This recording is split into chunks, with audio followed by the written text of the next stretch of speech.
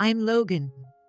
I'm a 19-year-old first-year medical student. Originally from Texas, I'm currently attending college in New York City. My parents live in Dallas, and it's just the two of them at home. My dad works as a surgeon at a university hospital, and my mom is a stay-at-home mom. After graduating high school, I moved to New York, and it's been almost 4 months since I started living on my own in July. Inspired by my dad, who is a surgeon, I studied hard and made it into medical school, but I haven't been able to experience the campus life I was hoping for. Of course, I need to focus on my studies, but I also wanted to do things typical of a college student, like hanging out with friends and joining clubs. However, due to a lack of money, that wasn't possible. My parents are paying for my tuition, but I have to cover all other living expenses myself. Besides attending classes, I juggled jobs like tutoring, event staff, and working at a bar, but it was still a struggle to barely make ends meet each month, including paying rent and living expenses. Since I could adjust my shifts, hopping from one job to another was a regular occurrence. Weekends were a prime time to earn, so I never really had a day off. It was tough, both mentally and physically. I get sleepy during class and am so tired when I get home late at night that I can't muster the energy to study. I'm worried I might have to repeat the year because I can't keep up with my classes. If things continue this way, I won't be able to focus on my studies, which should be my top priority. I felt anxious and desperate.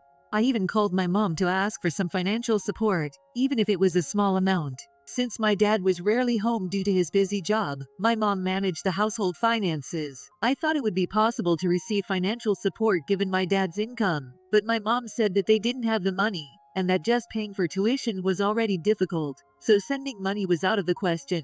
If that's the case, there was nothing I could do. Most of my friends who were living on their own received financial support from their parents, and I envied them, but I decided to continue working hard at my jobs. The midterm exams ended, but I hadn't studied enough, and, as expected, I had to take retests. I managed to finish the retests at the beginning of August, and then started my summer vacation. I plan to earn as much money as possible during the long break by working various jobs every day.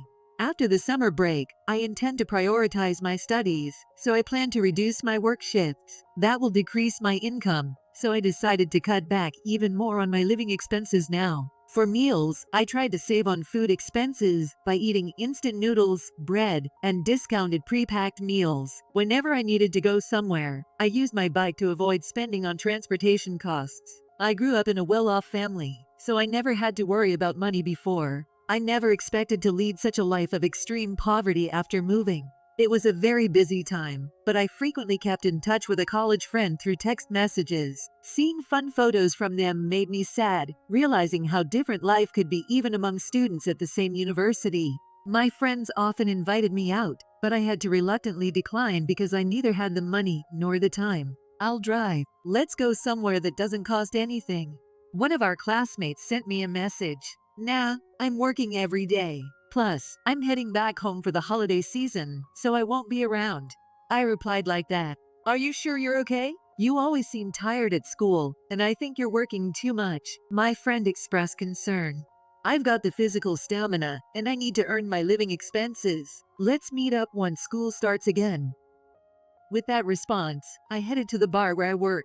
But then, shortly after, something happened. I collapsed during my shift. It was a busy Friday with lots of customers and orders, and while I was carrying drinks, I felt dizzy. I don't remember much after that, and when I came to, I found myself in a hospital. According to the doctor, I collapsed due to exhaustion and malnutrition. I received M4 and was allowed to go home that same day. I immediately called my boss at the bar to apologize. My boss told me that after I collapsed, he called my name, but I was too out of it to respond, so he called an ambulance right away. He had also contacted my parents. My boss said, "You've been taking a lot of shifts, and I relied too much on that. Sorry about that.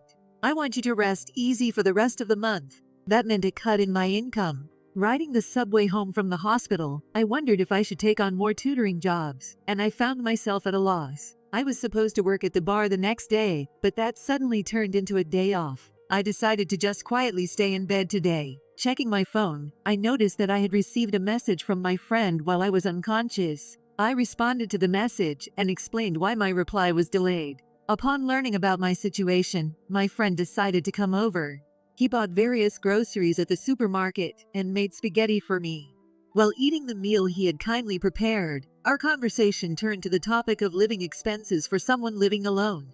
When I mentioned that I wasn't receiving any financial support from home, my friend was surprised. "That's why you've been working that hard. Your dad's a doctor. You should be getting some support." "No," I asked Mom, and she said they're barely managing with just my tuition. "Really? But you're an only child, right? Maybe if you ask, they could send a little support."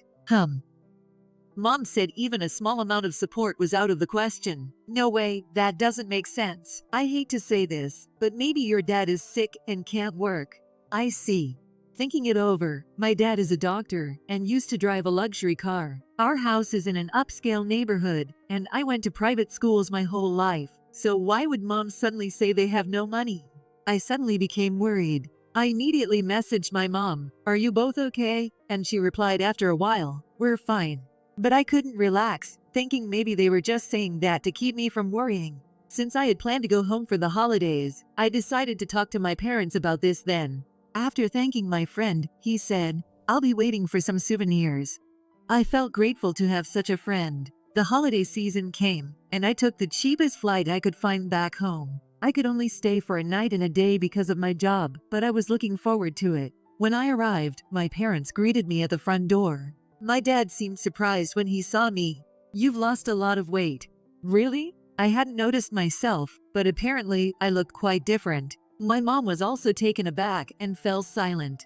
For lunch, my mom had prepared things like salad, soup, and chicken wings. And for the first time in a long while, the three of us sat down to eat together. As soon as we sat down, my dad looked worried and asked, "You look thinner. Are you eating properly?" I told him the truth. "Not really. It's been a while since I had such a luxurious meal." "What do you usually eat? Cafeteria food?" "Nah. The cafeteria is too expensive for me." "Is it that expensive?" "It's about $5 or so." Hearing that, my dad looked puzzled. "Is the money I've been sending enough for you?" I was confused and responded, "Huh? I haven't been getting any money." My dad was shocked. "What do you mean? So you mean to tell me you haven't received any money for the past 4 months?" "I haven't received any." "Have you really been sending money?" "I had asked your mom to transfer $2,000 every month into your account." "Really?" I was surprised. "Mom told me that your finances were tight and that she couldn't afford to send any money." Dad looked perplexed. "We have enough money." "What?" Dad immediately questioned Mom. "Paisley, have you been sending money to Logan properly?" Mom looked down silently. I was worried that maybe Dad got sick or something and couldn't work, and that's why the money wasn't coming. "No, I've been working as usual." "Really? That's a relief." I was somewhat relieved. But then, why hadn't any money been sent to me? I was baffled. "Paisley, what's going on?" Mom still remained silent, refusing to meet our eyes. "Come on, don't stay silent. Can you explain?" When my dad pressed her, my mom said quietly, "I haven't sent any money." "What? I haven't sent any money to Logan." Hearing this, both my dad and I were stunned. "What? Why not?" Dad was incredulous. "There are just so many expenses." "What kind of expenses? Isn't our home mortgage already paid off?" Thinking she could no longer hide the truth, my mom dropped a bombshell. "I've been keeping the money for myself." I was dumbstruck. "I read online that medical students can earn more than regular students with tutoring jobs, so I thought you'd be okay. I asked you to send me even just a small amount of money, but honestly, I didn't realize you were that strapped for cash." My mom continued in a matter-of-fact tone. "There was a call from Logan's workplace recently, saying you collapsed from overwork. I was also shocked to see how thin you've become today." "What? Logan collapsed? What happened?" It seemed my dad hadn't been informed about the recent events, so I explained. "You collapsed from overwork and malnutrition." "Yeah, but it wasn't anything serious." "Paisley, why didn't you tell me?" "I'm sorry. I was afraid you'd find out I wasn't sending the money." Hearing this, my dad was furious. "This is outrageous. Logan had to work until he collapsed because he didn't have any money. I didn't mean any harm." My mom said this without any sign of guilt. "What have you been using all the money for?" My dad confronted my mom. After a brief pause, she spoke up. "Well, actually, I have some debts." "What?" Those were unimaginable words coming from her, who always seemed to perfectly manage the household and even took care of the garden flowers. The money was used to pay off my debts. Debts? How much do you owe? My dad asked with a look of disbelief. My mom, still looking down, said, about $100,000. $100,000? I was shocked by the amount. My dad sighed deeply. Why do you have so much debt? I got into gambling. Basically, she had gotten herself into gambling debts without our knowledge. Why would you even start something like that? My dad was holding his head in his hands. About 2 years ago, I started gambling just to kill time. I won some money, and it felt really good. At first, I only used small amounts, but going to the casino became a habit, and I started betting more and more. I couldn't stop. And it led to that amount? I had never gambled, so I couldn't understand why she couldn't stop. Yes, I kept trying to win back what I lost, but I ended up losing more often than winning. I even dipped into our savings. So you've spent more than just the debt amount. My dad yelled at my mom. How much of our savings did you use? About $30,000. I stopped withdrawing more because I thought you would find out. She looked like she was about to cry. If you had talked to me about it earlier, it might have been better. With that amount, you could have worked part-time and paid it back little by little, right? When he said this, she shouted, I absolutely don't want to work part-time. Get a grip. You racked up the debt yourself. What are you saying? He was visibly angry. I've been a stay-at-home mom for so long. There's no way I can work now. That's why I borrowed money from payday lenders. I was stunned by her selfish reasoning. Then the interest piled up, and the debt just grew. I got involved with various lenders, and now I can't make payments anywhere. I'm completely overwhelmed. My dad sighed again. Are you still gambling in this situation? Yes. I see. No choice then. I'll pay off the debt for you. He said this clearly. Really? My mom stood up from her chair, her face brightening with joy. I knew you would help me. She rushed towards him, looking moved. However, things didn't turn out as favorably for her. But this is your severance. Let's get a divorce. What? I was surprised. Divorce. I will never agree to a divorce. Her face turned from joy to terror, like she had been cast down from heaven to hell. You continued gambling even knowing Logan was struggling, right? You kept borrowing money, endangering the family. That's true, but I can't continue as a family with a wife who prioritizes gambling over her son. No way. She finally burst into tears. I'll never gamble again. Please forgive me. She pleaded, but he seemed resolute. Your gambling is likely an addiction. You'll need to see a psychiatrist and undergo long-term treatment. It's not uncommon for people to relapse into gambling during treatment. I'm not addicted. I can stop anytime. No, if this continues, we could all end up destitute. I have to separate, not just for my sake, but to stop burdening Logan any further. I'll stop from tomorrow. She did not seem to grasp the severity of her inability to stop gambling. I was deeply anxious about the amount of debt and her pathological gambling behavior. In exchange for paying your severance, there will be no division of assets. My dad stated. What? I can't agree to those terms. If you don't pay back the debt, they might seize your account. She fell silent. I never imagined coming home after a long time would lead to this situation. I was just unsettled by my parents fighting. No. Dad, don't you think we can hold off on deciding about divorce? Maybe take some time to cool off and think it over? I'm sorry, Logan, but that's not possible, he said calmly. I thought he might have decided on divorce in a fit of despair, but that doesn't seem to be the case. Lunch ended in a heavy atmosphere, and I went to my room. I lay down on the sofa, but I could still hear my parents arguing. It wasn't much of an argument. My mom was hysterically screaming, and my dad responded firmly. I got so fed up with college and home that I just went to sleep out of frustration. The next morning, my mom looked awful, probably from crying all night. I had planned to stay at home a bit longer, but the oppressive atmosphere made me decide to leave early. My dad drove me to the airport. Apparently, my mom didn't agree to the divorce during their argument yesterday. Logan, I'm sorry for all the trouble I've caused. I'm sorry.